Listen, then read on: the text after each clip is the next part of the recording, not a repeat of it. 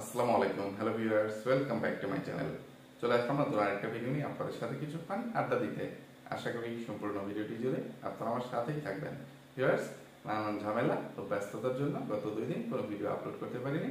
আজকে তৃতীয় দিনের মাথায় আপনাদের সাথে আড্ডা দিতে আসলাম। হয়তোবা এতক্ষণে 3 দিনও পার হয়ে গেছে আমি কোনো ভিডিও আপলোড করি না, আপনাদের সাথে কোনো আড্ডা দিই না। তো এই 2-3 দিন কোনো ভিডিও আপলোড করতে না পারায় আমার যে অপূরণীয় লস বা ক্ষতি হয়ে গেল, এই ক্ষতি আমি কোনোভাবেই মেনে নিতে পারতেছি না, এই শোক আমি কোনোভাবেই সইতে পারতেছি না। আপনারা সবাই আমার জন্য দোয়া করেন, আল্লাহ তাআলা যেন আমাকে এই শোক সইবার ধৈর্য শক্তি দান করেন। তো আমার কি ক্ষতি হইল বা কত দিক থেকে ক্ষতি হইল সেটা একবার আপনারা চিন্তা করে দেখেন। একে তো আমার যে আসামিরা বা ওই জঘন্য চরিত্রের নোংরা রাতের রাজারানীরা আছে, তাদের কোনো অন্যায় অপরাধের জন্যই তাদেরকে ধুলাই করতে পারিনি। তাদের অন্যায় অপরাধের পরিমাণ স্তূপাকৃতির হয়ে গেছে বা পাহাড় সম পরিমাণ হয়ে গেছে। আরেকটা, এই যে আমি 2-3 দিন কোনো ভিডিও আপলোড করতে পারি নাই, সেখান থেকে আমার কোনো আয় রুজি হয় নাই, ইনকাম হয় নাই। 2 থেকে 3টা ভিডিও আপলোড করলে সেখান থেকে নিশ্চয়ই আমার $200-300 ইনকাম হইতো, তাই না? তো মাসের শেষের দিকে এই $200-300 ইনকাম থেকে আমি বঞ্চিত হইলাম। এই ইনকামটাকে আমি আর কখনোই এই মাসে করতে পারবো? এই মে মাসে সেটা সম্ভব না। এটা যদি সামনের মাসেও আমি করি, সেটা তো আর এই মাসে আমি পাবো না, তাই না? তো এই ক্ষতিটা সারা জীবন ক্ষতিই থেকে যাবে।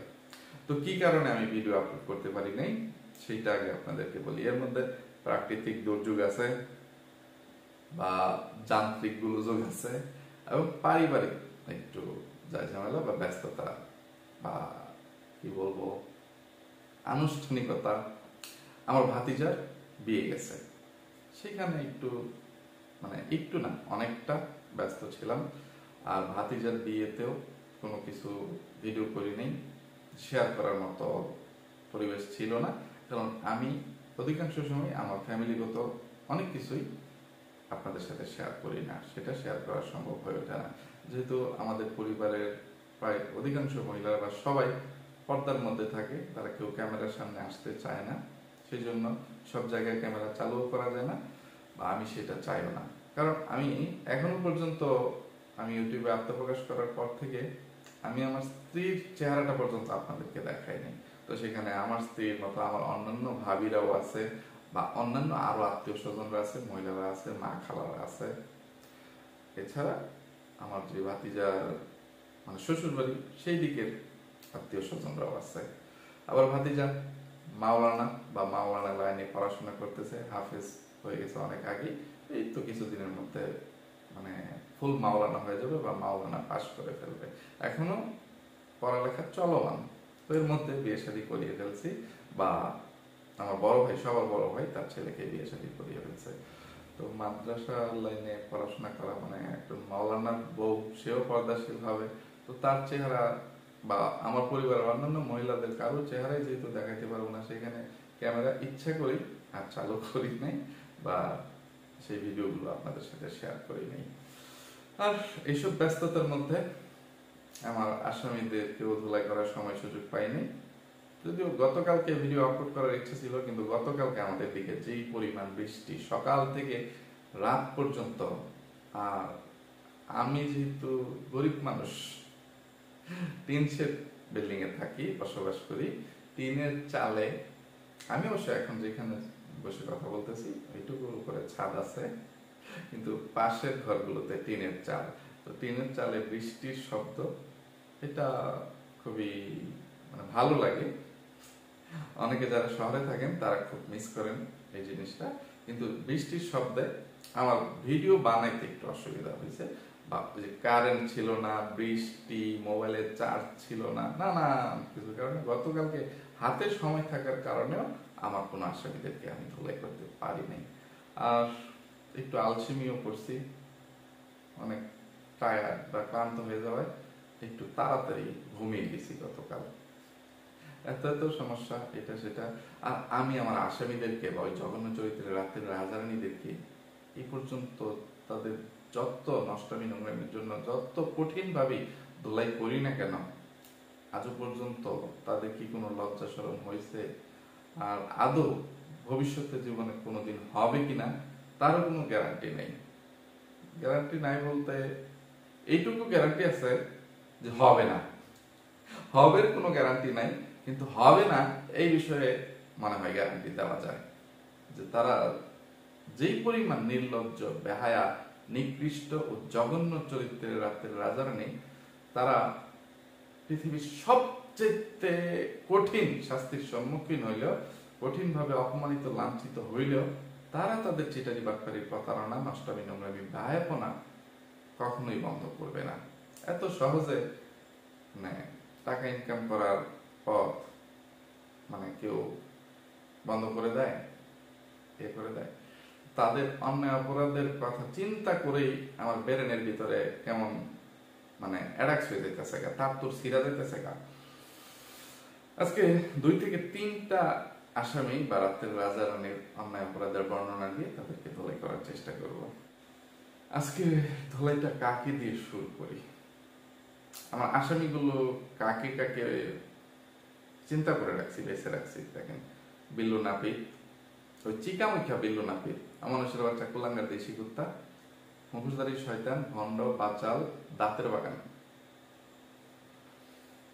তাদের এক একজনের যে পরিমাণ ফটকামি, ফাতরামি, নষ্টামি, নোংরামি, চিটারি ব্যাপারী, প্রতারণা, এটা বর্ণনা করে মানে একজনের অন্যায় অপরাধের বর্ণনাই তো আমি বাদ বাকি সময় বলে শেষ করতে পারবো না।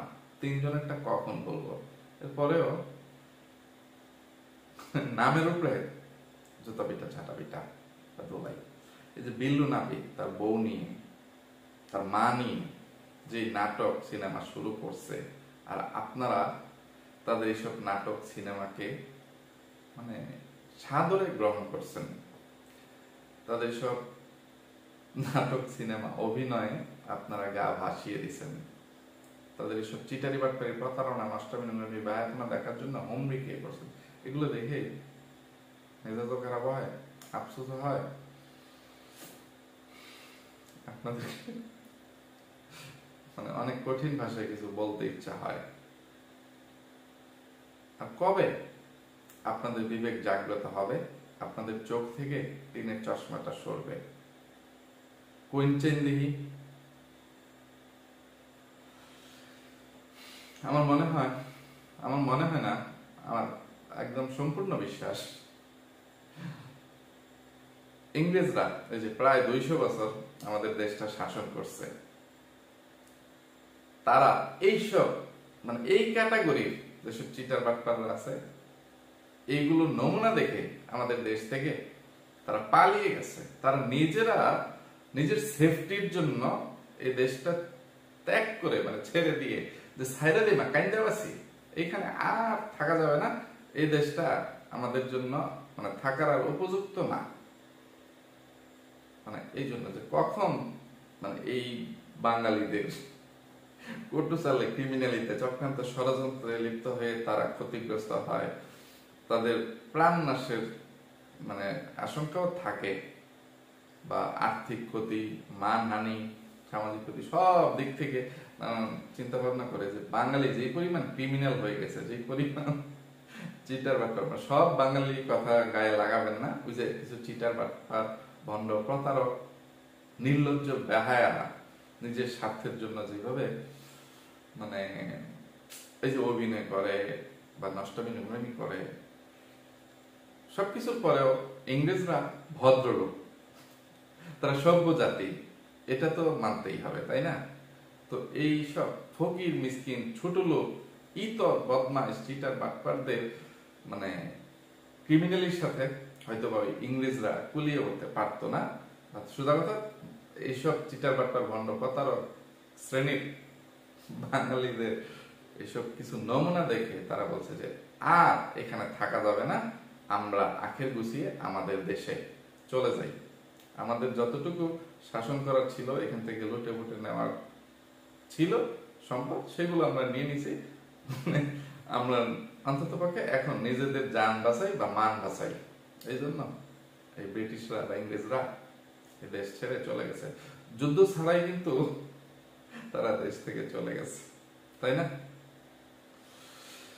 তো তারা ব্রিটিশরা তাদের রাজত্ব ফেলে চলে যেতে পারছে, কিন্তু আপনারা কিছু টিনের চশমা পরা অসচেতন অবিবেচক ভিউয়ার্সরা এখনো পর্যন্ত এই চিটার বাটপার ভণ্ড প্রতারক শ্রেণীর ইতর বদমাশ নষ্টা মাগি নরুজ বা রাতের রাজারানী মাক্কা কিছু মানে রাতের রাজারানীদেরকে আপনারা এখনো বয়কট করতে পারতেছেন না।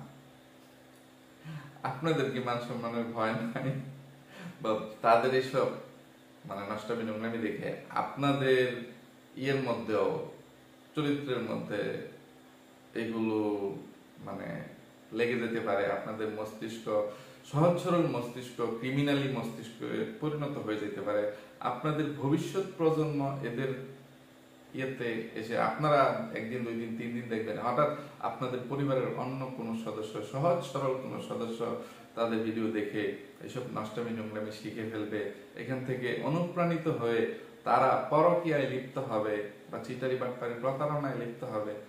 এই আশঙ্কা কি আপনাদের মধ্যে নাই যে তখন আপনারা যে ক্ষতির সম্মুখীন হবেন, তো সেই মানে ক্ষতি পুষিয়ে নেওয়ার মতো ক্ষমতা বা ধৈর্য মানে আপনাদের কি আছে? নিজের বিবেককে প্রশ্ন করবেন। তো কথা বলতে বলতে অনেকটা সময় চলে গেল, এখনো আমার আসামিদের কোনো অন্যায় অপরাধের কথা বললাম না। এই যে বিল্লু নাপিত তার মা বউকে নিয়ে নাটকটা করছে, এটা তো একদম চাক্ষুষ প্রমাণিত। এই যে অ্যানু পাখি বা আনু পাখি চ্যানেলে এই বিষয়ে 2-3টা ভিডিও আপলোড করছে যে বিল্লু নাপিত গ্রামে যাওয়ার পরে একজনের সাথে একটা কমেন্ট ছিল, কমেন্টটা এখানে নিয়ে মানে অনেক লম্বা, এমনি মৌসিম ভাইয়ের আমার চ্যানেলে একটা কমেন্ট আছে, গত ভিডিওতেই বা তার আগের ভিডিওতে একটা কমেন্ট আছে, সেই কমেন্টটা আপনারা একটু পড়ে দেখবেন। যে সেখানে উনি মানে আনুপাকি চ্যানেলের যে বিষয়গুলো তুলে ধরা হয়েছে এমনি মৌসিম ভাইয়ের কমেন্টে সব তুলে ধরা হয়েছে। উনি অল্প কথায় বা কমেন্টের মাধ্যমে বিস্তারিত ঘটনাগুলো তুলে ধরছেন যে বিল্লু নাপিত গ্রামে যাওয়ার একটা পায়তারা শুরু করছে। সোজা কথা, এমনিতেই তার গ্রামে যাওয়ার পরিকল্পনা, এখন এইটাকে ইয়ে করে ভিউয়ার্সদের সাথে বা তাদের ফ্যামিলিতে কোনো একটা জিনিস নিয়ে ঝামেলার সৃষ্টি হইলেই বা এটা নাটক করতে পারলেই তাদের চ্যানেলে ভিউজের বন্যা বয়ে যায়, আর যত বেশি ভিউজ তত বেশি টাকা বা ডলার ইনকাম। আর বিশেষ বিশেষ যেই দিনক্ষণগুলো থাকে তাদের জীবনে, বিয়ে শাদী, জন্মদিন, ডিভোর্স, এইটা সেটা, এই যে মানে গাভিন হওয়ার বা পুয়াতি হওয়ার, প্রেগনেন্ট হওয়ার, 27 9 মাসা, মানে বিশেষ বিশেষ মানে খরচ করার মতো যে অকেশন গুলো থাকে ওই সময়গুলোতে একটু বেশি বাড়তি টাকা পয়সার প্রয়োজন পড়ে, তাই না? তো এরকমই এই যে এখন একটা মানে ঈদ আসতেছে, ঠিক আছে, ঈদের মৌসুমে তো এমনিতেই সারা বাংলাদেশে বা সারা বিশ্বের মুসলমান জাতিদের মানে আলাদা একটা বাড়তি খরচ প্রয়োজন হয়, আর সেটা সরকারি তরফ থেকেও সরকারি চাকরিজীবীদেরকে মানে বোনাসের ব্যবস্থা করা হয়, বা বেসরকারি ক্ষেত্রেও মানে সম্পূর্ণ বা অর্ধেক বোনাসের ব্যবস্থা করা হয়। যে বাড়তি খরচ, তাই বেতনের পাশাপাশি বোনাসও দেওয়া হয়। তো এখন তারা তো ইউটিউব থেকে বোনাস পাবে না, ইউটিউব তো বোনাস দেয় না, তো তারা তো এই সময়গুলোতে মানে ভিউজ বেশি নেওয়ার জন্য, টাকাটা বেশি ইনকাম করার জন্য তাদের প্রতারণা বা নাটক, চিটারি বাটপারি এইগুলো বেড়ে যায়, আর এতেই ওই যে তারা বোনাস পায় বা বেশি ডলার আয়োজি করতে পারে।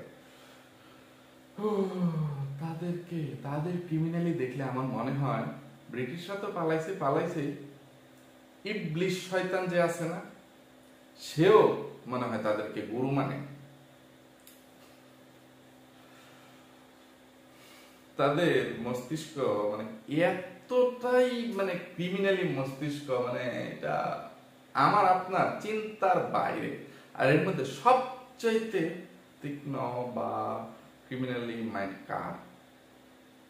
ওই ভণ্ড বাচাল মুঘলতারি শয়তান টিট গার্ডেন দাঁতের বাগানে, তারপরে যদি ইয়ে করেন তাহলে ওই বাংলাদেশি ডাইনি মাগিনুরের, তারা পানির নিচে আগুন লাগিয়ে দিবে, মানে এটা তাদের দ্বারা সম্ভব, বা আপনার সাথে হাসতে হাসতে আপনার বুকে বা পিঠে ছুরি বসিয়ে আপনার জানটা কিভাবে তারা বের করে নিয়ে যাবে, আপনাকে সম্মোহিত করবে, হিপনোটাইজ করবে, আপনারা নিজেরাও কল্পনাও করতে পারবেন না। কি আর পেতাম, আমার শুধু এখন তাদের অন্যায় অপরাধের বর্ণনা দিয়ে তো শেষ করতে পারবো না, আমি শুধু আপনাদেরকে এইটুকুই বলি, এখনো সময় আছে এইসব অমানুষদের, এইসব নির্লজ্জ বেহায়া চিটার বাট্টা ভণ্ড প্রতারক ফকিন্নির বাচ্চাদেরকে আপনারা বয়কট করেন, তাদেরকে উচিত শিক্ষা দেন। এই ফকিন্নির বাচ্চাদেরকে ফকিন্নি থাকতে দেন, যতটুকু এতদিনে আয়োজি করছে ওইটুকু দিয়ে বাকি দিনগুলো তাদেরকে চলতে দিন। তারা যদি ওইটুকু দিয়ে লাড়াচাড়া করে ব্যবসা বাণিজ্য করে পুঁজি কাটিয়ে মানে সেটাকে আরো বাড়িয়ে নিতে পারে, সেটা দিয়ে তারা ভবিষ্যতে চলার চেষ্টা করুক। আপনারা আর তাদেরকে সুযোগ করে দিয়েন না টাকা ও ডলার ইনকাম করার। যেসব ফকিন্নির বাচ্চারা দিন এনে দিন খাইতো, প্রত্যেক দিন বাজার করে বাজার থেকে খাওয়ার সামর্থ্য ছিল না, মানুষের বাসা বাড়িতে কাজ করে তাদের বাড়ির মহিলারা মা বোনরা ইয়ে করছে, গার্মেন্টসে কাজ করছে, আর কিছু রাতের নিরানি মাগিনো এখানে সেখানে রিসর্টে বা দৌলতদিয়া এখানে সেখানে ঘাটে ঘাটে রাতের রাজাদের খাটকা পাইছে, ওইটাই তাদের তলদেশ ভাড়া দিয়ে বা নিচতলা ভাড়া দিয়ে তারা আয়োজি করে তাদের পরিবারের মানে দায়িত্ব নিচ্ছে, ইয়ে করছে, মা বা ভাই তাদের দায়িত্ব নিচ্ছে। মানে হয় সেই পেশাতে তারা ফিরে যাক, অথবা গার্মেন্টস সেক্টরে চলে যাক, মানুষের বাসা বাড়িতে আয়া বুয়া কাজ করো। তাদের বাড়িতে আয়া বা বুয়ারা যেন কাজ না করে, বুঝতে পারছেন? যে তানু মন্ডল বাপের কোনো পরিচয় নাই, সেই তানু মন্ডলের ফুটানি দেখলে, তার ইয়ে দেখলে, তানু মন্ডল এবং মেকআপ পুতুলিদের নিজেদের মুখের ভাষা যে তারা কোন এক সময় পান্তা ভাত নিয়ে বাসি ভাত নিয়ে মানে খালা ভাগ নিয়ে যে পরিমাণ মারামারি করত, তাদের বয়সের ইয়ে নাকি খুব বেশি না, 5-6 বছরের ছোট বড় তারা। যে তানু মন্ডল কিন্তু কি বলবো, দেশি কুত্তারা ইউটিউবিং শুরু করার আগ পর্যন্ত মানে ইয়েতে ছিল, তানু মন্ডল পদ্মার চরে শরীয়তপুরে ছিল, বাঙ্গারি ব্যাপারীর বাড়িতে বা কালিনুর বেগমের বাড়িতে। তো সেখানে মেকআপ বুতুরির বিয়ের আগ পর্যন্ত তো মেকআপ বুতুরির সাথে ওই যে এসব খাবার নিয়ে যে কার আগে কে খাবে খাবার নিয়ে কারাকারি, পান্তা ভাত বা লাবড়া লোবড়া ভর্তা টর্তা পানি দিয়ে কসলিয়ে লবণ দিয়ে খাবে, সেটা নিয়েও তাদের মধ্যে কারাকারি হতো। আর সেই তানু মন্ডল সেই মেকআপ বুতুরি এখন আপনাদেরকে বোকা বানিয়ে ধোকা দিয়ে যে পরিমাণ টাকা ও ডলার ইনকাম করছে, তারা এখন কি বলবো, পান্তা ভাত তো দূরের কথা, সোনা দানা দিয়ে ভাত খায় বা ভাত খেতে পারবে, সোনার প্লেটে ভাত খেতে পারবে, এই পরিমাণ মানে ইয়ে হয়ে গেছে। তো বসে খাইলে রাজার ভান্ডারও ফুরিয়ে যায়, রাজাও ফকির হয়ে যায়। তো তাদের এখন এইসব ইনকামটা হঠাৎ করে যদি বন্ধ হয়ে যায়, আপনারা যদি তাদেরকে বয়কট করেন, তাহলে তারা একটা শিক্ষা পাবে বা তাদের আসল শাস্তিটা, উচিত শাস্তিটা তারা পাবে। তো এটা কি তাদেরকে দেওয়াটা উচিত না বা দেওয়াটা জরুরি না? আপনাদের সবার হাতেই কিন্তু এই ক্ষমতাটা আছে, আপনারা নিজ নিজ স্থান থেকে নিজ নিজ অবস্থান থেকে তাদেরকে বয়কট করেন। যে আপনি একা নিজে চিন্তা করেন, আপনি যদি এরকম চিন্তা করেন আমি একা মানুষ তাদেরকে দেখলে আর কি হবে, বা আমি একা তাদেরকে বয়কট করলে তাদের তো কোনো তেমন ক্ষতি হবে না, এ হবে না, তা আমি দেখি ইয়ে করে, তারা তেমন লাভবান হবে না, ইয়ে হবে না, একটু দেখি না, এই চিন্তা ভাবনাটা করেন না। এইভাবে এইভাবে এক ফোঁটা এক ফোঁটা জল করেই কিন্তু একটা পুকুর, নদী, নালা, খাল, বিল বা সমুদ্র হয়। বিন্দু বিন্দু বালুকণা থেকেই আপনার পাহাড় মানে সমপরিমাণ একটা পাহাড় হয়ে যায়। যে ইয়ে আছে না, বিন্দু বিন্দু বালিকণা ইয়ে ভাব সম্প্রসারণ, এর মধ্যে একদম ইয়ে করে সঠিক লাইনটা মুখে আসতেছে না, ঠিক আছে, বুঝলে গেছি, মাথা মধ্যে বেরেন বেরেন অ্যাটাক্স হয়ে গেছে। আচ্ছা ভিউয়ার্স, কথা কইতে কইতে কোনো কিছুই বলতে পারতেছি না, যে আমি স্ক্রিনে আমার একটা আচ্ছা, বিয়ের কথা বললাম না, এক্স শালিকাই বলি, হ্যাঁ, দাঁতের বাগানের ফুফাতো বোন, মানে যে কিনা কোন এক সময় বাংলাদেশি ডাইনি মাগিনুরকে জুতা পিটা করছিল। এখন ডাইনি মাগিনুরের শর্টস ভিডিওতে সে মডেল হয়েছে। কারণ ডাইনি মাগিনুরের তলা না চাটলে তো তারা ইউটিউবে প্রতিষ্ঠিত হইতে পারবে না। কারণ এখন দাঁতের বাগান তাদেরকে ইউটিউবে নিয়ে আসলেও ডাইনি মাগিনুরের সাবস্ক্রাইবারের পরিমাণ সবচেয়ে বেশি, আর পুরো ইয়েটাই এখন ডাইনি মাগিনুর কন্ট্রোল করে, ইয়ে করে, রাজত্ব। খাড়াস বুড়ি নাজমা বেগম মারা যাওয়ার পর থেকে বা এর আগে থাকতে ডাইনি মাগিনুর দাঁতের বাগানকেও বশ করে নিছে, দেশি কুত্তাকে তো একদম জাদুটুনা করেই বশ করে নিছে, ওই টুনটুনি ছাড়া, ওই মানে কি বলবো হিজড়া দেশি কুত্তাকে। তো ডাইনি মাগিনুরের অধীনস্থ হইলে তারা মনে করে যে তারা ইউটিউবে টিকে থাকতে পারবে, বেশি ভিউজ পাবে। ডাইনি মাগিনুরের তলা যত বেশি যে চাপবে তার ইউটিউব থেকে তত বেশি ইনকাম হবে। এই জন্য এই লিমা দাঁতের বাগানের হওয়াতো এই যে কিভাবে খোলা চুলে সে চুলের মডেল হয়েছে। ডাইনি মাগিনুর তার চুল দেখিয়ে এগিয়ে করতেছে, লম্বা চুল আলা, ঠিক আছে।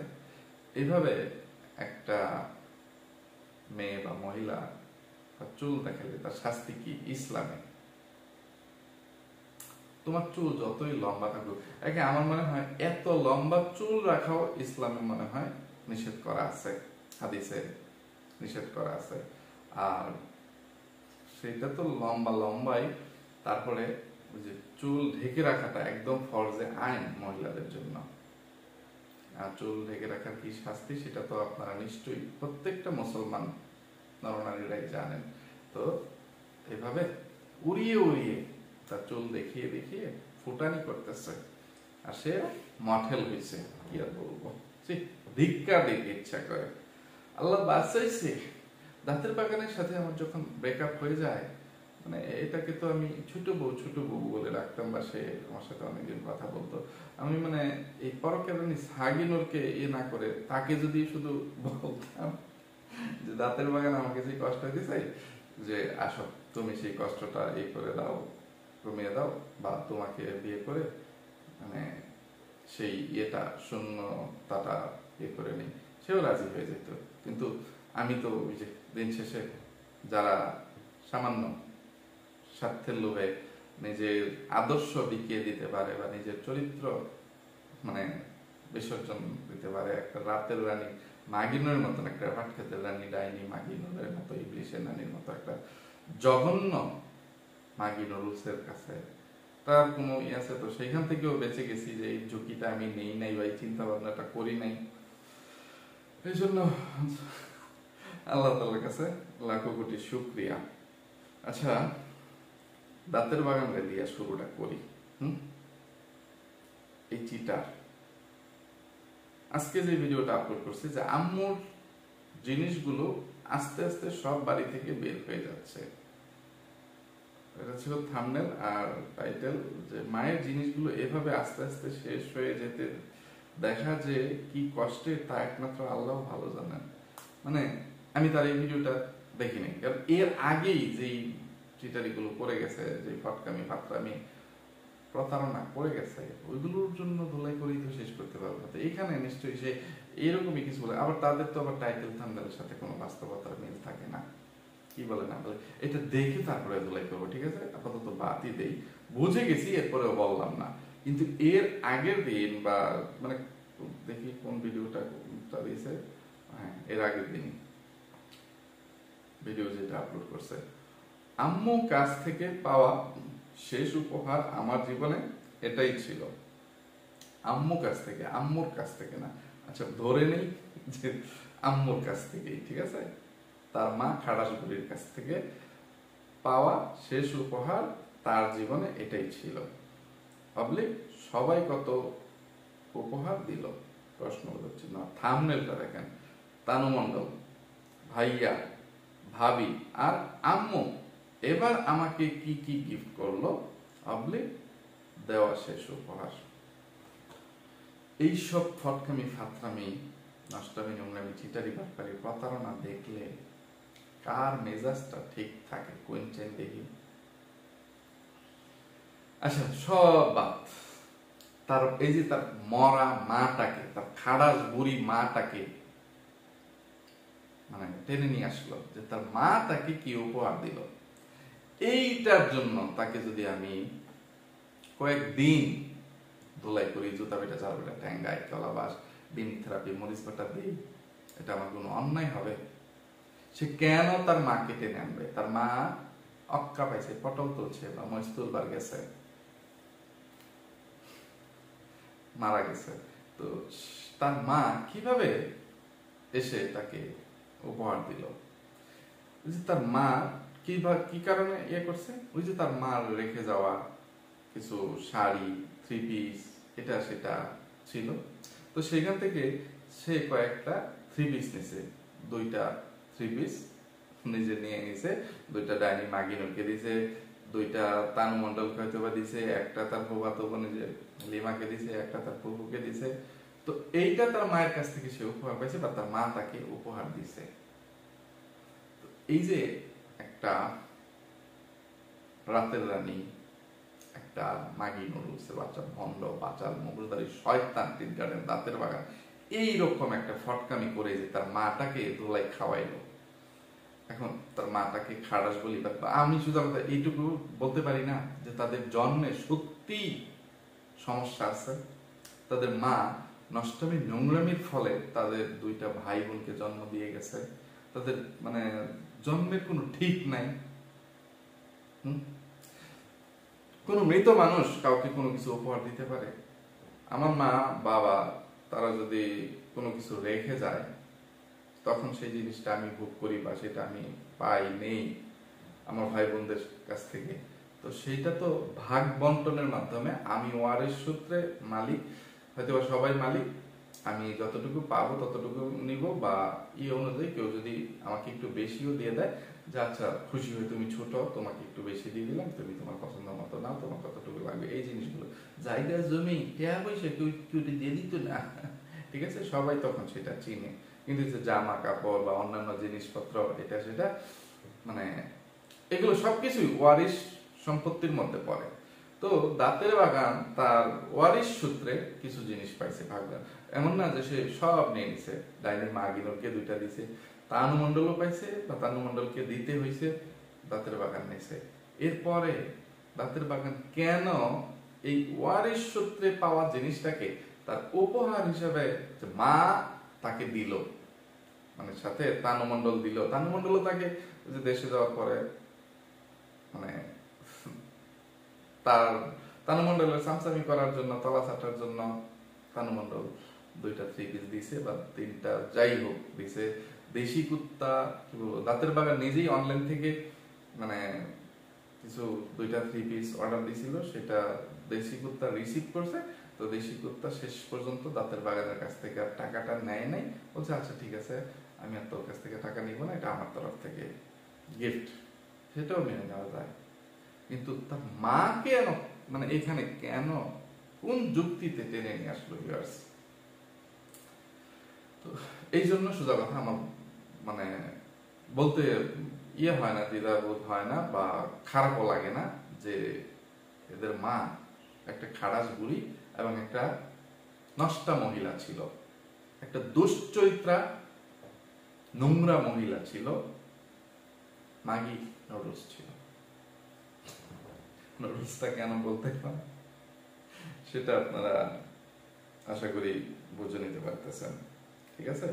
আরো অনেক অনেক ছিল। বাংলাদেশ থেকে আমার বাসায় এত কিছু নিয়ে কে আসলো আজকে, প্রশ্নবোধক চিহ্ন, আপুদের জন্য এগুলো। এর আগের দিনের ভিডিওতে তার বাসায় হয়তো ওই যে বাংলাদেশ থেকে কেউ গেছে, কিন্তু কে আসলো, কি হইলো না হইলো এগুলো কিচ্ছু কিন্তু সে বলে নাই। তার পরিচয় কি, তার সাথে তার সম্পর্ক কি, তাদের নাম পরিচয় তো বলেই নাই, এমনকি তার সাথে তার যে মানে তাদের যে চেহারা ওইগুলো সে দেখায়নি, কাউকে দেখাইতেও পারে নাই, এমনকি পরিচয় বলে নাই, নামও বলে নাই। তাহলে এই ফটকায় এই চিটার বাট্টার ভণ্ড প্রতারককে কি করা উচিত? সময়ের অভাবে দেশি কুত্তার অন্যায় অপরাধের বর্ণনা এখানে দিতে পারতেছি না, এমনিতে অনেক রাত হয়ে গেছে আর কথা বলতে বলতে ভিডিওটাও অনেক লম্বা হয়ে গেছে। তো দেশি কুত্তাকে সময় নিয়ে ধোলাই করতে হবে। দেশি কুত্তার পিছনে কমপক্ষে 15 থেকে 20 মিনিট সময়ের দরকার আছে। ওই ফকিন্নির বাচ্চা, ওই খারসবুড়ির বাচ্চা, দেলটপকাঙ্গা লম্পট কুলাঙ্গার দেশি কুত্তা, আমার গৃহীত লাল, আমার আতু আতু তুই রেডি হয়ে যাইস, ঠিক আছে? তোরে খুব মিস করছি রে। এই যে ভাতিজার বিয়ের সাথে খাইলাম, সেখানে অনেক হাড্ডি গুড্ডি আমরা ফেলে দিছি। কারেন্ট আসছে, কারেন্ট ছাড়া তখন সোলারের আলোতে আপনাদের সাথে আড্ডা দিছি। তো দেশি কুত্তা, যেটা বলতেছিলাম, এই যে হাড্ডি গুড্ডি গুলা তোকে দিয়ে দিতে পারলাম না, তুই খাইতে পারলি না, তুই তোরে ডেকে এনে খাওয়াইতে পারলে আমার ভালো লাগতো রে, তোর মারতেও সুবিধা হইতো আর তুই একটু মজা পেতি। ফকিন্নির বাচ্চা, ছোট লোকের বাচ্চা, খাড়াজুড়ির বাচ্চা, কুলাঙ্গার দেশি কুত্তা। যা, আরো যে হাড্ডি গুড্ডি গুলো আছে ওইগুলো একদিন তোকে দেখিয়ে ওইগুলো দিয়ে তোকে পরবর্তী যেদিন তোকে ধুলাই করবো সেদিন তোকে দেখাবো, তোকে খাওয়াবো, ঠিক আছে? ততক্ষণ পর্যন্ত পেটে সালা বেঁধে তৈরি হয়ে থাক, ফকিন্নির বাচ্চা, ছোট লোকের বাচ্চা, খাড়াসবুড়ির বাচ্চা। তো ভিউয়ার্স, কথা কইতে কইতে ভিডিওটা অনেক বেশি লম্বা হয়ে গেছে গা, তাই আজকে এখান থেকে বিদায় নিচ্ছি। এতক্ষণ পর্যন্ত ধৈর্য ধরে যারা আমার সাথে ছিলেন সবাইকে অসংখ্য ধন্যবাদ। সবাই ভালো থাকবেন, সুস্থ থাকবেন, নিরাপদে থাকবেন। আমার জন্য, আমার পরিবারের জন্য, আমার দুইটা সোনামণির জন্য মন থেকে দোয়া করবেন। আল্লাহ হাফেজ, আসসালামু আলাইকুম।